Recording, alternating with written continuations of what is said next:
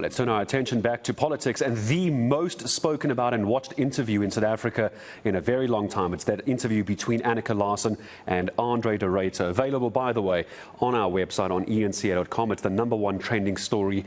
Just look for it on the left-hand side of the homepage. And it's part of that discussion that Build One SA leader Mmusi Maimane is laying criminal complaints against alleged Eskom looters. It follows those damning claims by Andre de Ruyter during that discussion. Now, he claims senior politicians were aware of widespread corruption and criminal activity at the utility. And Mmusi Maimane joining us now on the show. Mmusi, hello to you and appreciate the time. There's a couple of things I want to break down here for a second. But first of all, we're talking about you as an organization laying criminal complaints against alleged Eskom looters. Give me names. Who are you laying charges against? Good morning, Gareth, and good morning to fellow South Africans. First and foremost, as yesterday's reports have come to make some serious allegations against Minister Pravin Gordhan, it's become quite clear that given the state of the law in that PRECA compels Mr. de Ruyter to lay the charges at a police station, so we are asking him to come and supply further evidence, and that ultimately the police must be able to investigate in the Ministry of Energy in Minister Pravin Gordhan, and ultimately that Mr. de Ruyter must supply that energy. We feel it be important that this be treated as a criminal matter, because what's happened to the Eskom looting as the matter has gone on has been a function of conspiracy. We've been hearing of sabotage, we've been hearing of poisoning, yet what we haven't heard from is what the South African police have done, what in fact the SIU's investigations have delivered. And so ultimately we believe no one can stand up in public and state the issue of a criminal case, or at least collusion that is taking place, and fail to have a criminal investigation taking place. We cannot stand for corruption. It's one of the things that we fight against in this country. And as an organization, we want to make a strong stand today. It's very worrying, isn't it? Many people, Mmusi, now referring to Andre de Ruyter as something of a whistleblower, knowing, of course, names of ministers haven't been dropped as yet. This may or may not happen, depending what Andre de Ruyter does. Some are calling him a whistleblower. And sadly, we know what happens to whistleblowers in our country. And you could hear when you watch the interview, he perhaps wanted to, but he was hesitant for his own safety and the safety of his family. And that's the worst part of all of this, isn't it? He has the information. He probably doesn't want to share it because he's simply too scared. And therein lies the great tragedy here. And I want to applaud Andre for having stood up and spoken up against it. Now what needs to happen is that the succeeding CEO, because I'd imagine that if there's a criminal syndicate, which I believe there is, operating within Eskom, the new CEO will have information. Now we need the courage to continue the investigation. It cannot be that, in my view, the act of anyone who's destroying a country's energy supply is acting in a treasonous manner, because ultimately it undermines the stability of the country in general.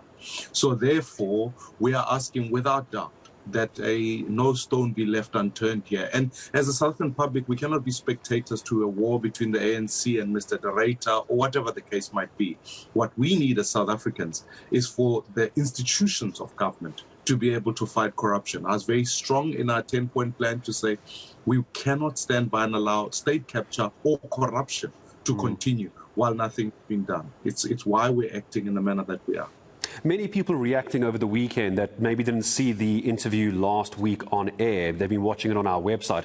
And some people are saying the ANC could have handled the situation better. Instead of coming out and threatening Andre de Ruyter by laying charges against him if he doesn't lay charges against that he alleges committed crimes at Eskom. Instead of going the aggressive route, they could have created a safer space for him to come out, work with the government to try and get to the bottom of this. They feel, these are some people on social media, feel that the ANC has handled this badly. There was a better, gentler, safer way of doing this. Would you agree with that? Yeah, I mean, I think more than anything, there's ambiguity coming out the ANC. The first is that when the State Capture Commission on state capture took place, the president went and gave evidence at the Zondo Commission. And his words, not mine, he said the ANC stands as accused number one. Then their Secretary General comes in later and says, no, the ANC cannot be seen as corrupt, and therefore anyone who seeks to speak out information, they come out harsh against them.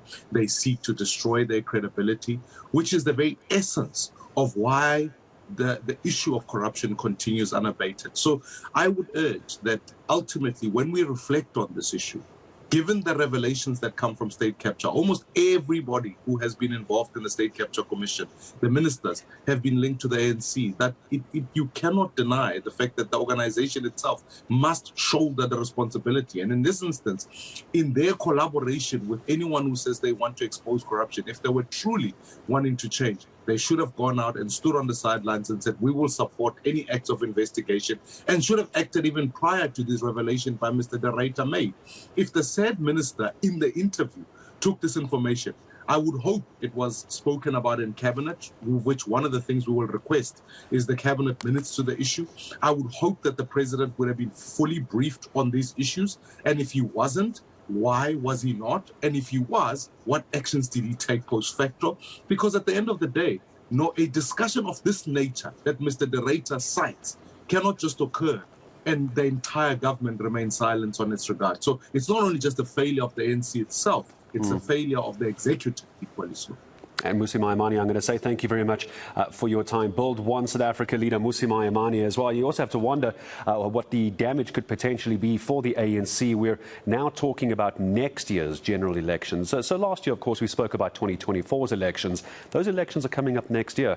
And some analysts that I've had a chance to speak to saying that already the ANC were in trouble, and now something like this could make it even worse. But we'll get your thoughts, by the way, on the Andre de Ruyter issue in our viewer question a little bit later. But my thanks to Build One South Africa leader Mmusi Maimane.